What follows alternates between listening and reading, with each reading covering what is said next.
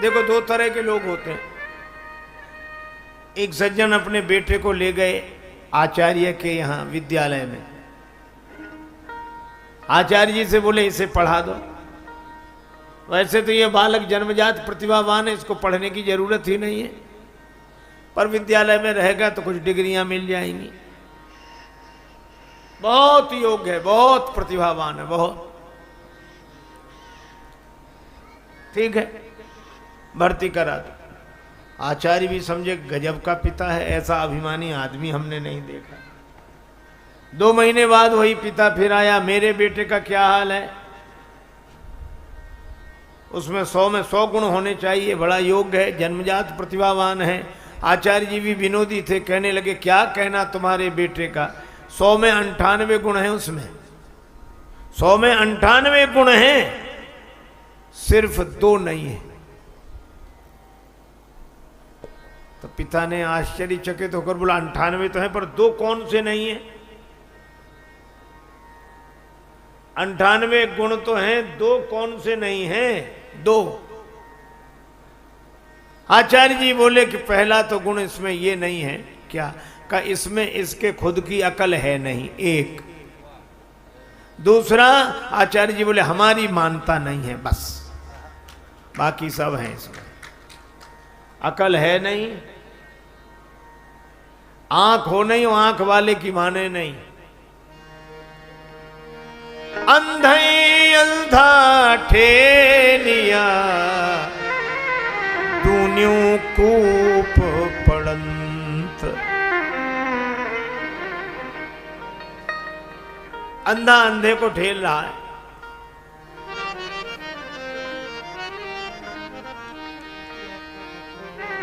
मैं कही का समझा सब जग अंधा, मैं कही का समझा सब जग अंधा, मैं कही का समझा सब जग अंधा, मैं कही का समझा सब जग अंधा, मैं कही का समझा सब जग अंधा, मैं कही का समझा सब जग अंधा, मैं कही का समझा। बिन गुरु ज्ञान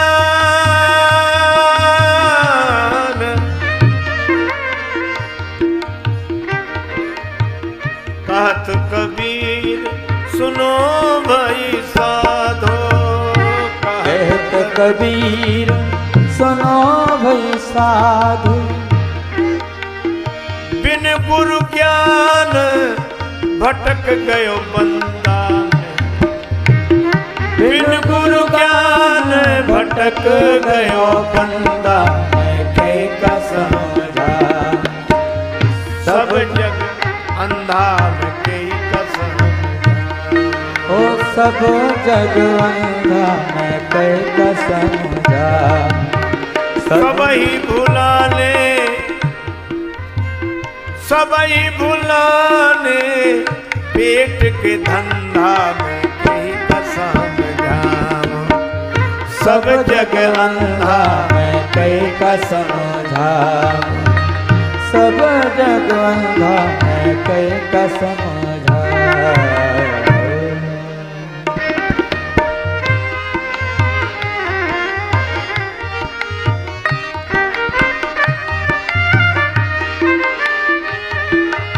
अंधे को समझाना कितना कठिन है।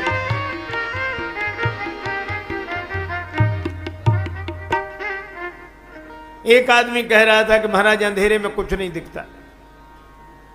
बिल्कुल सही है, अंधेरे में कुछ नहीं दिखता, बिल्कुल। और एक महात्मा ने कहा कि अंधेरे में कुछ दिखता है, बोले कुछ नहीं दिखता। महात्मा बोले अंधेरा तो दिखता है, अंधेरे में कुछ न दिखे पर अंधेरा दिखता है। अच्छा, जिसे अंधेरा नहीं दिखेगा उसे उजाला भी नहीं दिखेगा, जिसे अपना अज्ञान नहीं दिखा उसे ज्ञान क्या दिखेगा?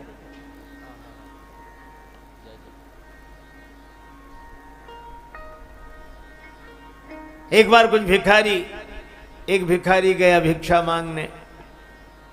भंडारे में उसे मिली खीर, बड़ी स्वादिष्ट लगी। लौट कर आया तो उसका साथी था अंधा, और भैया तुम हमको नहीं लेकर गए, कहाँ चले गए थे, और हम थोड़ा इधर गए तब तक तुम चले गए, चलो खैर चले। क्या मिला खाने को? तो आंख वाला बोला खीर मिली। खीर? खीर? अंधा बोला खीर कैसी होती है? खीर नहीं जानते ना? कैसी होती? का सफेद सफेद होती। अब उसने कहा ये सफेद सफेद कैसा होता, समझाओ। एक ज्यादा समझदार थे, बोले हम समझाते हैं, हमसे पूछो। हाँ खीर, हाँ कैसी होती खीर? सफेद सफेद। सफेद सफेद कैसा होता? बोले जैसे बगुला। और उसने बगुला भी नहीं देखा। बगुला कैसा होता? लाओ तुम्हारा हाथ। हाथ पकड़ा, अपना हाथ ऐसे टेढ़ा किया और उसका हाथ ऐसे घुमाया। ऐसा होता है बगुला, ऐसा सफेद सफेद, ऐसी खीर। तो अंधा क्या कहता? बाप रे, बड़ी टेढ़ी खीर रही होगी ये तो। अब बोलो, खीर कभी नहीं समझ सकता।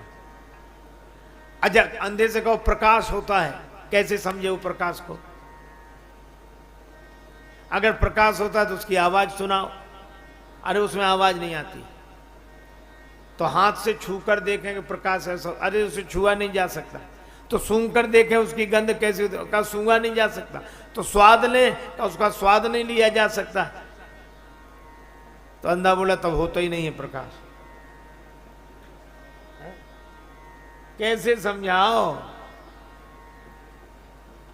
भगवान बुद्ध ने कहा कि तुम इसे समझाने की बजाय किसी योग्य वैद्य के पास ले जाते और वैद्य उपचार करता और इसको आंखों की रोशनी मिल जाती, तब ये जरूर कुछ समझ लेता। ऐसे ये समझ नहीं सकता। मैं भी आपसे कह रहा हूं कि दो ही हम में सारी विशेषताएं हैं, दो नहीं हैं। खुद की अकल है नहीं और अकल वालों की हम मानते नहीं। सती जी ने कुछ कहा नहीं, पर शंकर जी समझ गए। और शंकर जी ने कहा सुनो सती, ऐसा संशय मत करो। मुनि धीर जोगी सिद्ध संतत विमल मन जय ध्यावई। मुनि धीर जोगी मन जन गाधावई।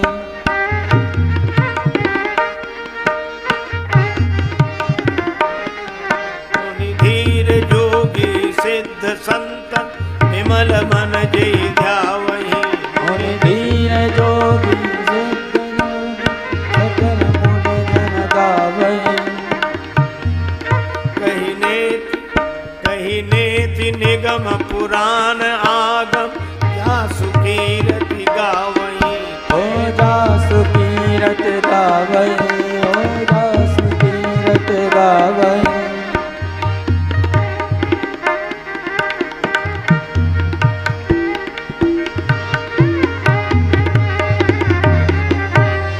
नेति निगम पुराण आगम जासु कीरति गावई। कहे नेति निगम पुराण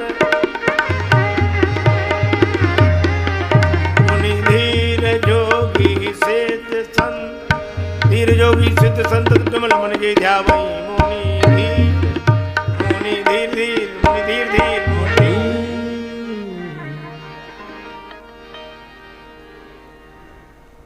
हे सती, राम जी भगवान हैं, धैर्यवान मुनि इनका चिंतन करते हैं। सोई मम इष्ट देव रघुवीरा, सेवत जाहि सदा मुनि धीरा। भगवान शंकर बिना पूछे सब बता देते हैं, तो भी सती जी को भरोसा नहीं हुआ। शंकर जी भी समझ गए कि मेरे समझाने से भी सती जी नहीं समझ रही है, और मुझे कई बार लगता है कि समझाने वालों को ही समझ लेना चाहिए। शंकर जी ने कहा कि तुम्हें अधिक संदेह हो तो परीक्षा ले लो, और सती जी परीक्षा लेने के लिए राजी हो गई। शंकर जी ने कहा विश्वास नहीं करे उस जतन विवेक विचारी, या तो मेरे वचनों पर विश्वास होता, नहीं तो विवेक पूर्वक विचार करके देखो। और सती जी चली। विवेक तो बचा नहीं, जो संत का साथ छोड़ दे तो विवेक कहां बचे। बिनु सत्संग विवेक न होई, सत्संग को छोड़ते ही विवेक चला गया। अब करई विचार करऊं का भाई, विचार करती क्या करूं। पुनि पुनि हृदय विचार करी, धरि सीता कर रूप। श्री सीता जी का रूप बनाया, जिसे ये खोज रहे मैं उसी रूप में प्रकट हो जाऊं। और श्री सीता जी की कृपा से जासु कृपा निर्मल,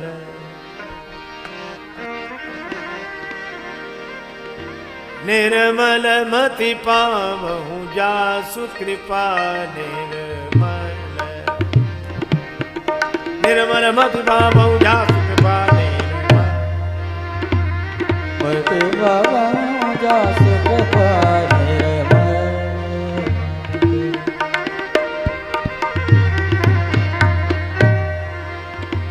निर्मल मति पावहु जासु कृपा निर्मल, मति पावहु जासु कृपा निर्मल, मति जासु कृपा निर्मल, निर्मल मति पावहु कृपा निर्मल, कृपा निर्मल, कृपा निर्मल, कृपा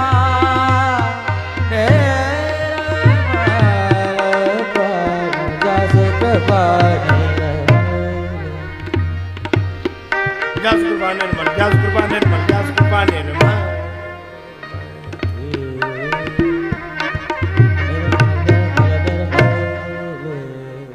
जिसकी कृपा से निर्मल मति मिलती हो वो है श्री जानकी जी।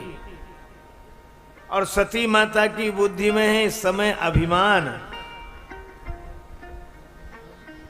इसका अर्थ यह है कि मलिन बुद्धि वाले भेष तो निर्मल बुद्धि वालों का ही बनाते हैं। मन मैला तन उजला बगुला जैसा भेख, और इससे तो कागही भले भीतर बाहर एक। भगवान आए, सती माता को प्रणाम किया और कहो बहोरी कहाँ वृष केतु। अब सती माता बड़ी दुखी, वे सोच रही थी कि हम शंकर जी से कहेंगे जिनको आपने प्रणाम किया हम उनसे प्रणाम करा के आए, लेकिन भगवान ने जब प्रकट कर दिया अपना स्वरूप तो घबरा गई। राम जी ने सोचा सती माता को दुख हुआ तो जहां चितवई तहां प्रभु आसीन। सती माता ने आंख मूंद ली। और इस कथा से यही संकेत मिलता है कि अभिमानी के विरुद्ध अगर सत्य का स्वरूप प्रकट हो तो वैसे सत्य से आंख ही मूंद लेता है, पर आंख मूंद लेने से सूरज छिप नहीं जाता।